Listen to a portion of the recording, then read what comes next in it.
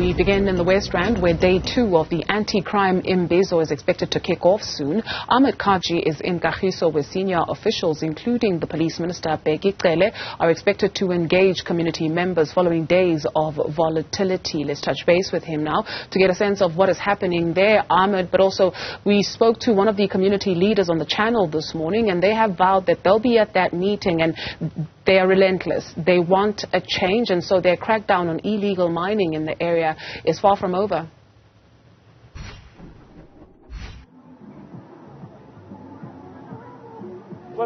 Very much so to do. That's the main sentiment coming out of the community here in Kagiso and surrounding areas. And that was the call and the plea from the community from Thursday when the unrest initially started. They say that illegal miners have increased the levels of rape, of crime, of violent crime, of murder in this particular area, as well as the illegal mining which has been taking place. They say that law enforcement has known what's going on in this particular area and hasn't acted effectively and efficiently so. They also say that whenever there happens to be a crime in the area and they want to report it, there isn't an adequate response from law enforcement, and even going as far as to accusing officers of actually being perpetrators of these respective crimes. And these are some of the points which they had mentioned yesterday on day one of the particular engagement with the police minister. We had seen various other high-level police officials coming through. The acting provincial commissioner was present, the provincial commissioner was present, some of the higher-ranking officials as well from the local municipality, as well from Mogale City. So in many ways it was a high-ranking presence of a number of officials, just mentioning, listening to the grievances of the community as well. Since we last spoke about 45 minutes ago, things seem to be getting along much further now. More community members have arrived here as well. We are still waiting on a set time when the police minister Bheki Cele and the rest of the high-ranking officials will be making their way to the precinct over here at the Kagiso Sports Complex as well. But today I think we'll just bring in a few community members into the conversation. All right, now we'll start off with Mr. Jonathan Dube as well. Jonathan, thanks very much for your time today. What are you hoping to hear and to engage with the police minister taking place later today? You see, actually, we came to do our own requests from our own location. So we're hoping that if we get a meeting with the minister, we can be able to tell him what we actually want done there by our place. I mean, you were telling me earlier that you are from Tsepisong, which is a few kilometers from here. What are your grievances that you'd like to address with the minister? Actually, we've got a lot of grievances there, especially when it comes to crime. The crime there is too much, People are getting killed on a daily basis, like guns blazing in the weekend, like it's a Wild West, but it's a location and we've got children there. So it's kind of not good. You're even scared to walk in the street in the night, Scared of getting shot there. And then... all these house breakings and all the violence. So we want to ask the minister if there can be a police visibility that side, if something can be done about that. Is there any illegal mining near your area or any concerns around that from the community?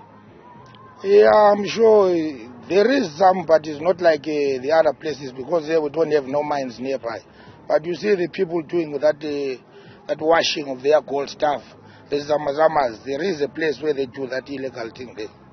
Can you maybe just take us through what normally takes place in a community when you happen to go and report any crime at the police station? Repeat that again. Can you just take us through what happens when you go to the police station to report any crimes? Well, I think I will pass that question to my colleague here. Maybe he can answer it better. Thanks very much. And I think as we bring you into the conversation, so it's like the question we posed as well, what happens normally when the community goes to the police station? Is there adequate response from the police officers? Thank you very much. Thank for the opportunity. The problem here it's a police that are working with these zamazamas.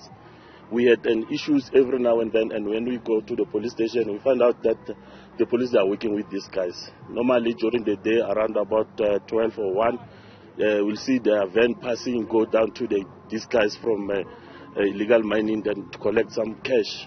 So it's been a nightmare. We've been reporting and nothing happened.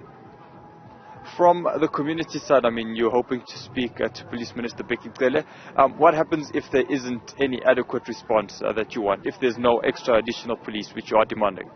Our grievances is straight and simple. We want those guys to be get evicted. We don't want to see them anymore in our location, because if they keep on working or doing the illicit mining, it's going to be a problem, because these guys during the night, it's gunshots. By 5 o'clock we must lock ourselves in our houses. Our children are not safe, so we are hoping that the minister can resolve this issue as soon as possible. Today, I hope and believe that we will come up with an amicable solution. Thank you very much for your time. So, as you hear, the community members just raising the concerns, not just within the Kagiso and Seoul City area, but also the Tepisong area, which is about 5 kilometers down the road. So even though it may necessarily be about illegal mining in surrounding areas, it seems that policing, or at least the lack thereof, seems to be a major concern for the community. And they say that once they're engaged with Police Minister Bheki Cele, they'll then be able to actually get further response and further reaction.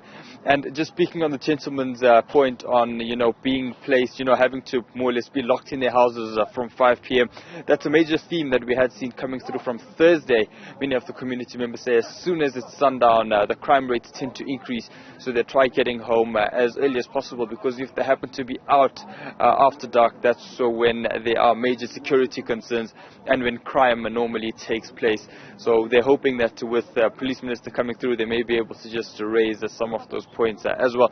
But as you will see, the community members are still streaming in.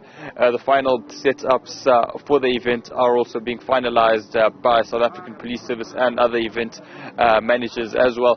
The podiums being set up as well. We've seen some ninja contingents coming through. The roads outside the Kagiso Sports Complex have also been closed and are starting to be patrolled just with a few more ground forces from law enforcement as well.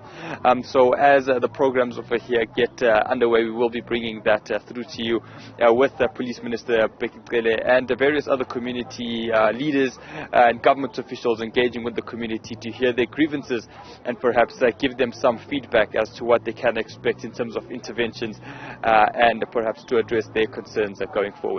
Dudu. Thank you very much for that update.